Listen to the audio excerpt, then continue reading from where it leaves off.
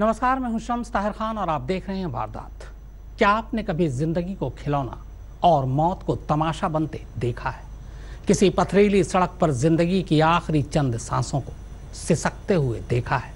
सांसों की डोर टूटने से पहले उखड़ती सांसों को कैमरे में कैद करते तमाशबीनों को देखा है?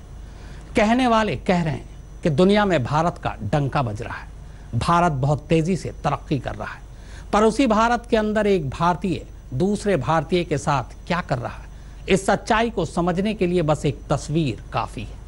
यह तस्वीर वैसे तो एक परिवार की है, मगर कल ये तस्वीर किसी और परिवार की नहीं होगी, इसकी कोई गारंटी नहीं है। मेरा बच्चा, कितना बच्चा, मेरे जान, मेरे बाप रे, अंजू, अंजू,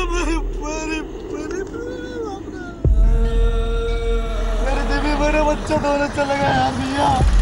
कहाँ गए? गिटार सीखे हैं यार। और बहुत बुरी स्थिति। हाँ, वहाँ तक ले गया पूरा। घर पे जल्दी जाओ यार। देखने की इच्छा नहीं हो रही। मेरे बच्चा दोनों चले गए यार भैया।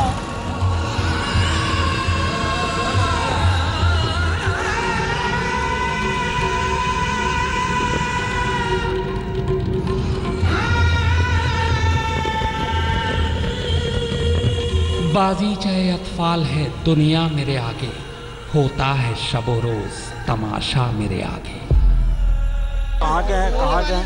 गिटार सीखे हैं यार। और बहुत बुरी स्थिति का समझ नहीं आता। जिंदा रहने और देश को चलाने की खातिर एक देश एक टैक्स की तो सुध है हमें, मगर उसी एक देश को धर्म, जाति, तलाक, पहनावा और यहाँ तक कि खाने पीने के नाम पर टुकड़ों में बांटने वालों की तरफ से हमने अपनी आंखें मूंद रखी हैं। राजनीति में नहीं पड़ना, सरकारों की नीयत पर भी कोई सवाल नहीं उठाना, वरना लोग इस मुद्दे को भी राष्ट्रभक्त और राष्ट्र विरोधी से जोड़ देंगे। पर मौत के ऐसे तमाशे पर कोई कैसे चुप रह सकता है? जिस मुल्क की सरहद पर जरा सी आंच भरा जाए तो अचानक सारा देश एकजुट होकर जांबाज जवानों के पीछे खड़ा हो जाता है। शहीदों की शहादत पर एक साथ रोता है, मगर उसी देश में कोई अपना जब किसी पथरीली जमीन पर पड़ा तड़प कर मर रहा होता है, तब दो अदद हाथ भी उसकी मदद के लिए आगे नहीं आते और वो यूं ही मर जाता है। ये पहली बार नहीं है जब हमने जिंदगी को खिलौना और मौत को तमाशा बनते देखा है। अंजू, अंजू, मेरा बच्चा, कितना बच्चा, मेरे जान, मेरे बाप रे। ये सामने जिंदगी पड़ी तड़प रही है और हाथों में लिए इस खिलौने से लोग मौत को तमाशा बनाए जा रहे हैं। जिंदगी को मौत में बदलते देखने वाले ये तमाशबीन ही तो हैं, पर ये सिर्फ अपनी आंखों से एक परिवार को यूं मरता नहीं देख रहे, बल्कि उनकी मौत की याद ज़हन में ताज़ा रहे और वो कैसे तड़प तड़प कर मरते रहे, इसे बाकायदा अपने मोबाइल के वीडियो में शूट भी कर रहे हैं। कहाँ की जगह क्या कौन ने मारा है? अरे कोयले वाली गाड़ी है, उसने मार के, ताकि बाद में दोस्तों रिश्तेदारों को दिखाएं और बताएं कि देखो इंसानियत कैसे दम तोड़ती है। ये भी मत कहिए कि कसूरवार सिर्फ वो था जो बड़ी बेहयाई से इस मौत के मंजर को मोबाइल में शूट करता रहा। वो तो था ही, मगर क्या ये दो लोग कसूरवार नहीं जो सामने से बाइक पर बैठे बैठे गुजर गए? और बाप रे। बस ये देखते हुए कि जिंदगी मौत से पहले कैसे तड़पती है।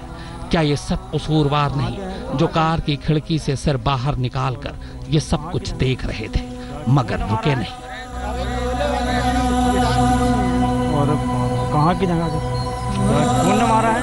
अरे कोयले वाली गाड़ी है, उसने मार के, अपने साइड से चल रहा था भैया। और इस ट्रक वाले को क्या कहिएगा जो अपनी आंखों से देखता रहा कि खून से लथपथ दो जिंदगियां दम तोड़ रही हैं, मगर ये भी नहीं रुका। चाहता तो गाड़ी में बैठाकर नजदीकी अस्पताल तो ले ही जा सकता था, और कुछ न सही तो कम से कम दिलासा तो देता फिर ये सफेद रंग की चौथी गाड़ी, इसमें भी बैठे लोगों ने सब कुछ देखा मगर अनदेखा कर दिया। फिर पांचवी, छठी, सातवीं, आठवीं, नवीं, 10वीं, 11वीं, 12वीं, एक एक कर गाड़ियां गुजरती रही मगर कोई नहीं रुका। इतना ही नहीं, कुछ दूर पर एक गाड़ी खड़ी है मगर उसके ड्राइवर ने भी इतनी जहमत नहीं उठाई कि मरती हुई इन दो जिंदगियों को बचाने की एक आखिरी कोशिश ही कर ली। बाप रे बाप रे, अंजू अंजू मेरे मेरा बच्चा, कितना बच्चा, मेरी जान मेरे बाप रे। मध्य प्रदेश के होशंगाबाद में भोपाल नागपुर हाईवे पर इस बेबस इंसान ने किस किस से फरियाद नहीं की मगर शायद उस रोज इस सड़क से कोई इंसान गुजरा ही नहीं। जिन्हें आप गुजरता हुआ देख रहे हैं वो सिर्फ इंसान के चोले में है, इंसान नहीं। 7 जुलाई के इस वाकये का सच सामने आने में देर जरूर लगी मगर इसने इंसानों में छुपी खोखली इंसानियत को बेपर्दा कर दिया। वरना कौन इतना बेदिल हो सकता है कि इस फरियाद पर उसका दिल न पिघले। अरे शाकिर भाई, मेरे बच्चे दोनों चले गए, मेरी बीवी और बच्चा यार घर पे। अरे एक्सीडेंट हो गया, पीछे से ट्रक वाले ने मार के चला गया यार। बाइक पर दीपक राजवंशी, बीवी अंजलि और बेटा वंश होशंगाबाद के रास्ते इटारसी जा रहे थे, लेकिन भोपाल नागपुर हाईवे के सहेली मोड़ पर पहिए में बीवी की साड़ी का पल्लू फंसकर घूम गया। बच्चे को लिए बीवी सड़क पर जा गिरी और फिर दीपक भी बाइक समेत सड़क की दूसरी तरफ जा गिरा। मगर जब तक दीपक उठकर अपनी बीवी बच्चे तक पहुंचता उससे पहले ही पीछे से आ रहे एक ट्रक के पहिए के नीचे दोनों आ गए। ट्रक ड्राइवर दोनों को कुचलकर भाग चुका था। शायद उसे अपने पकड़े जाने का डर था, इसीलिए नहीं रुका। मगर इन लोगों का क्या कीजिएगा जिनके लिए किसी मरते को बचाने से ज्यादा जरूरी वीडियो बनाना था। अब फिर से इस पूरे वीडियो को देखिए, मगर इस बार देखिए नहीं, सिर्फ सुनिए उस फरियाद को जो मरती हालत में अपनी बीवी और बच्चे के लिए मजबूर होकर दीपक राहगीरों से करता रहा। बाप रे बाप रे, अंजू अंजू मेरे मेरा बच्चा, कितना बच्चा, मेरी जान मेरे बाप रे। दो भैया गए पीछे। बीवी सड़क पर पड़ी है, बच्चे को गोद में चिपटा रखा है और खुद ही कभी पुलिस को फोन लगाता, कभी घर वालों को। वीडियो बनाने वाले ऐसी हालत में इससे पूरी इंक्वायरी कर रहे हैं मगर मदद को कोई आगे नहीं आ रहा।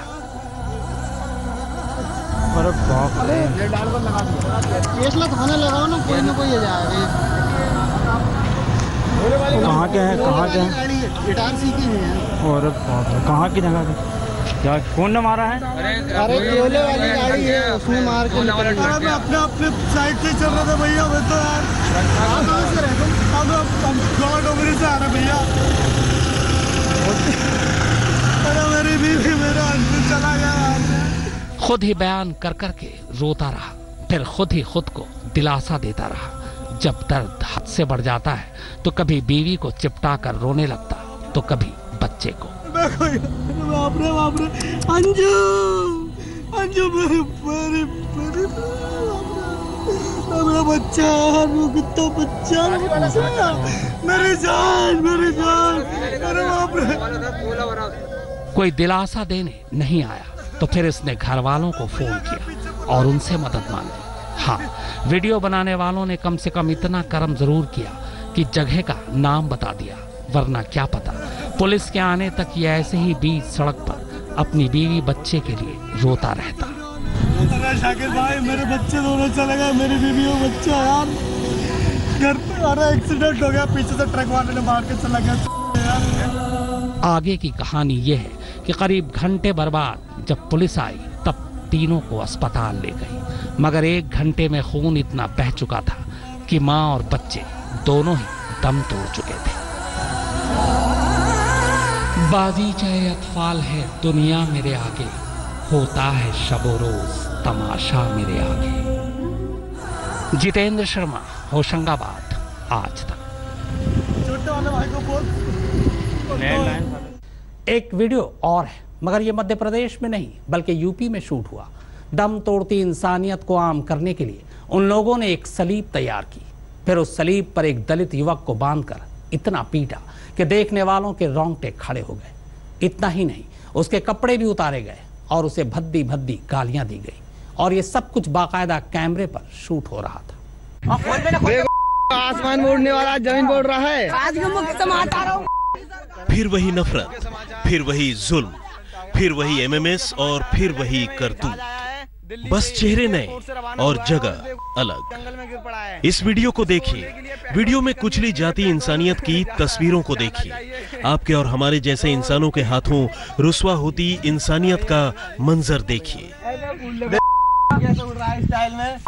देखकर कलेजा काट न हो जाए तो कहिएगा, मगर इन लोगों का क्या करें जो किसी के साथ किसी भी हद तक जाने में जरा भी गुरेज नहीं करते। आज के मुख्य समाचार पिलखने में एक जहाज आया है। नफरत और सितम की ये कहानी भी यूपी की है, अलीगढ़ की, जहां एक गांव के दबंगों ने कथित तौर पर दलित समाज से आने वाले एक लड़के को न सिर्फ बुरी तरह पीटा, बल्कि बिल्कुल सलीब की तरह उसके हाथ एक लकड़ी से बांध दिए और उसे नंगा कर बेइज्जत किया। सुनसान जगह पर घंटों उस पर जुल्म ढाए।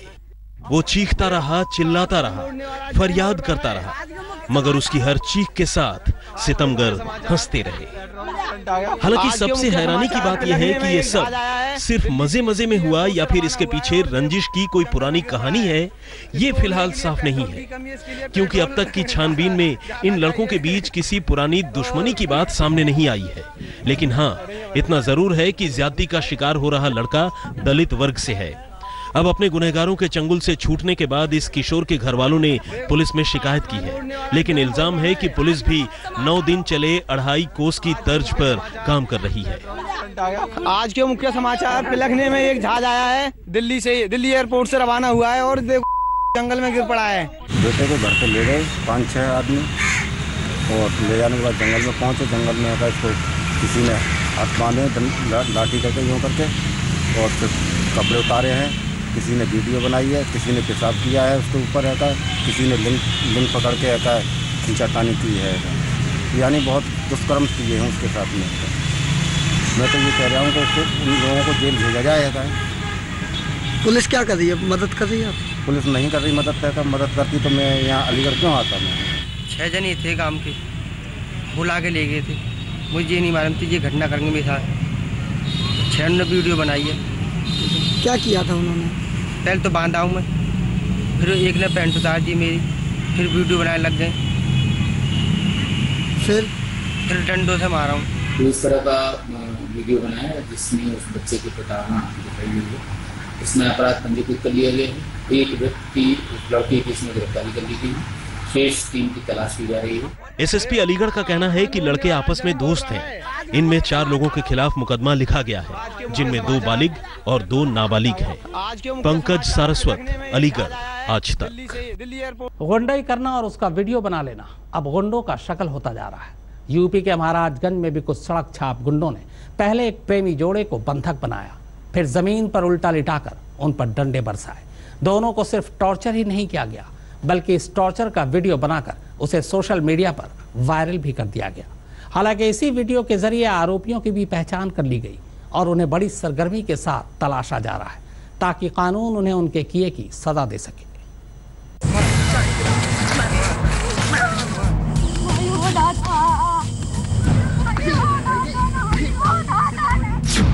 यूपी के महाराजगंज में दबंगों की गुंडागर्दी। प्रेमी जोड़े की दबंगों ने की पिटाई।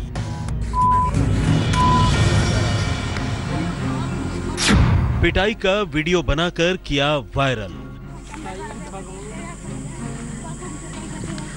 लड़की रहम की भीख मांग रही है, लेकिन इंसान के वेश में इस दरिंदे पर इसका कोई असर नहीं। वो बेरहमी से लगातार उस जोड़े पर डंडे बरसा रहा है। कुछ और तस्वीरें देखिए। गुंडा इस लड़के से लेटने को कहता है ताकि वो तबीयत से डंडे बरसा सके। डर कर लड़का उठ जाता है, लेकिन गुंडों की ताकत के आगे उसे वही करने को मजबूर होना पड़ता है जिसका उसे आदेश दिया गया है। लड़के के लेटते ही उस पर डंडों की बारिश शुरू हो जाती है। गुंडागर्दी की ये दिल दहला देने वाली तस्वीर उत्तर प्रदेश के महाराजगंज जिले के कोल्हुई थाना क्षेत्र के बनसिंहा कला गांव की है। बताया जाता है कि गांव के कुछ दबंगों ने पास के जंगल में इस प्रेमी युगल को आपत्तिजनक हालत में देख लिया था। आरोप है कि पीटने के बाद भी जब दबंगों का मन नहीं भरा तो उन्होंने दोनों के कपड़े उतरवा दिए और हैवानियत की पूरी वारदात मोबाइल में कैद कर ली। इस वीडियो के वायरल होने के बाद पुलिस हरकत में आई। ये जो भी अभियुक्त हैं उनके ऊपर कड़ी से कड़ी कार्रवाई हो, NSA लगाया जाए ताकि एक मैसेज जाए, केवल महाराजगंज में नहीं बल्कि आसपास के जनपदों में भी एक मैसेज जाए कि यदि कोई इस तरह की हरकत करेगा महिलाओं के साथ तो उसके विरुद्ध कड़ी कार्रवाई की जाएगी। इन तस्वीरों से साफ है कि नैतिकता के ठेकेदारों पर किसी बात का असर नहीं। ऐसे गुंडों से सख्ती से निपटना ही एकमात्र रास्ता है। अमितेश त्रिपाठी, महाराजगंज, आज तक। और अब बात एक खूबसूरत और होनहार लड़की की, जो सिंगर से लेकर रेडियो जॉकी और एक्ट्रेस से लेकर एंकर तक सब कुछ थी, लेकिन रहस्यमयी हालत में हुई मौत ने इस लड़की की जिंदगी छीन ली। उसकी लाश गुड़गांव के एक फ्लैट में पंखे से लटकी मिली। सरसरी तौर पर तो असम की रहने वाली विदिशा बेजबरुआ की मौत खुदकुशी लगती है, लेकिन इसके पीछे की वजह किसी पहेली से कम नहीं। वो एक एंकर थी, रेडियो जॉकी थी और नई उम्र की एक उभरती हुई सेलिब्रिटी भी। लेकिन इसी खूबसूरत लड़की की जिंदगी में अचानक कुछ ऐसे तंग मोड़ आए कि उसने कब अपने ही घर में पंखे से लटक कर खुदकुशी कर ली, किसी को पता ही नहीं चला। गुड़गांव के पौष इलाकों में से एक सुशांत लोक में मंगलवार को असम की रहने वाली विदिशा बेजबरुआ की लाश अपने फ्लैट के बेडरूम में सीलिंग फैन से लटकती हुई मिली।